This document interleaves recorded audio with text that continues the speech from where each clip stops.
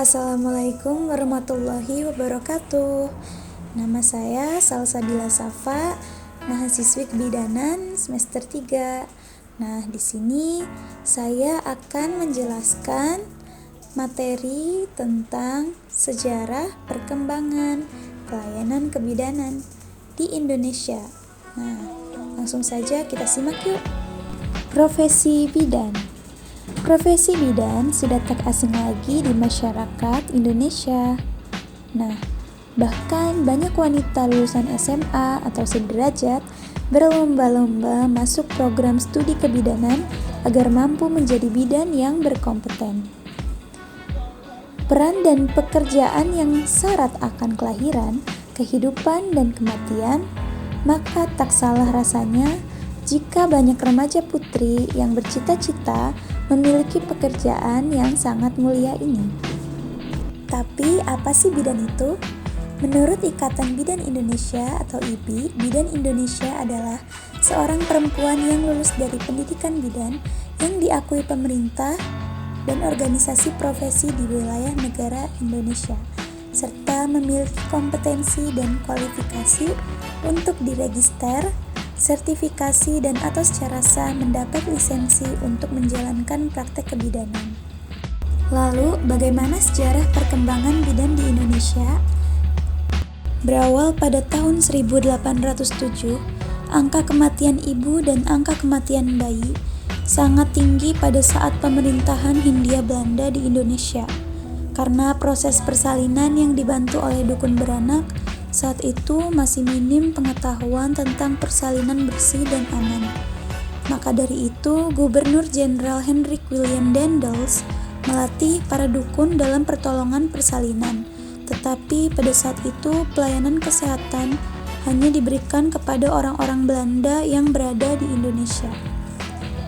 Lalu pada tahun 1849, mulai dibuka sekolah kedokteran, pendidikan dokter Jawa di Batavia atau yang sekarang menjadi RSAD Gatot Subroto.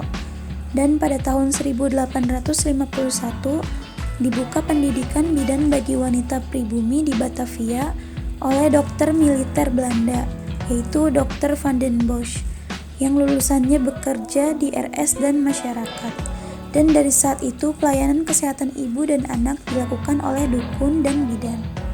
Namun, pendidikan ini tidak berlangsung lama karena kurangnya peserta didik.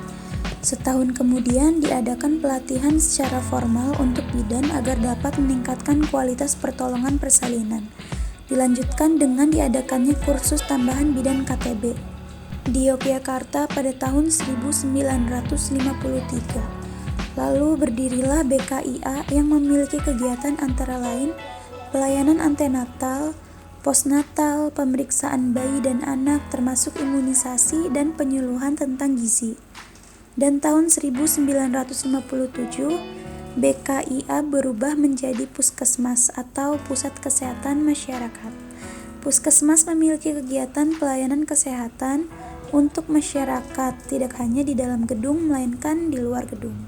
Pada tahun 1990, pelayanan kebidanan mulai merata dan dekat dengan masyarakat. Lalu Presiden memberikan instruksi pada tahun 1992 secara lisan pada sidang kabinet tentang perlunya mendidik bidan untuk penempatannya di desa atau yang biasa disebut bidan desa, dengan tugas yaitu pelaksanaan KIA, yaitu kesehatan ibu dan anak, diantaranya bumil, bulin, bufas, dan bayi baru lahir. Termasuk bidan juga melakukan pembinaan dukun bayi yang sekarang dikenal dengan bermitra dengan dukun, serta memberikan pelayanan KB. Pada tahun 1993 dibuka PPBB, lulusan akper lamanya 1 tahun sebagai tenaga pengajar pada PPBA, hanya 2 angkatan. 1993 dibuka juga PPBC, lulusan SMP, lama pendidikan 6 semester di 11 provinsi yaitu Aceh, Bengkulu, Lampung, Riau, Kalbar, Kaltim, Kalsel, Sulsel, NTT, Maluku, dan Irian Jaya. Dalam konferensi kependudukan dunia di Kairo pada tahun 1994 membahas perluasan area garapan bidan, yaitu Safe Motherhood, termasuk bayi baru lahir dan perawatan post-abortus, family planning, PMS, termasuk infeksi saluran alat reproduksi, Kespro remaja, dan Kespro orang tua. Pada tahun 1994 sampai 1995, pendidikan bidang jarak jauh atau distance learning di Jabar, Jateng, Jatim 22 modul koordinator Pusdiklat.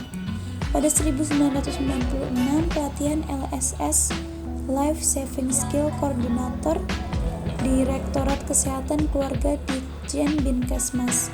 Dan pada 1996 ACNM mengadakan Training of Trainer atau pelatih LSS. Kemudian pada tahun 1995 sampai 1998, IBI bekerja sama dengan Mothercare melakukan pelatihan dan peer review bagi bidan RS, PKM, dan Bides di Provinsi Kalsel. Pada tahun 1996 sudah dibuka AKBID atau Akademi Kebidanan. Kemudian pada tahun 2000 dibuka program Diploma 4 Kebidanan, adanya tim pelatihan APN, koordinator MNH, dibuka Prodi D4 Kebidanan di UGM 2 semester, dan pada tahun 2002 D4 Kebidanan di Unpad, ada D4 Kebidanan di USU, D4 Kebidanan di Stikes NWU Semarang, D4 Kebidanan di Stikim Jakarta, dan pada tahun 2004 terdapat S1 Kebidanan di UNAIR, dan 2006 terdapat S2 Kebidanan di Unpad. Nah, sampai di situ dulu ya informasi mengenai sejarah perkembangan pelayanan kebidanan di Indonesia. Jika ada salah-salah kata, mohon dimaafkan. Wassalamualaikum warahmatullahi wabarakatuh.